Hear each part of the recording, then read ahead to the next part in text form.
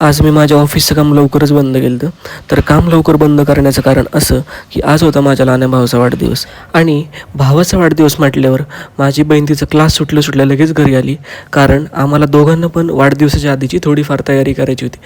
तसेच आदरणीय बंडू नाना सप्रे यांनी त्याला शाल आणि छत्रपती शिवाजी महाराजांचा फोटो देऊन वाढदिवसाच्या शुभेच्छा दिल्या.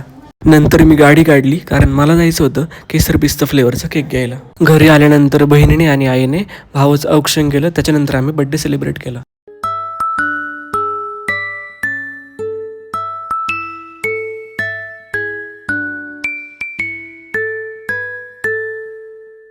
बड्डे सेलिब्रेशन झाल्यावर भाऊ म्हणाले की आज आपण नगरी विलेजला जेवायला जाऊ.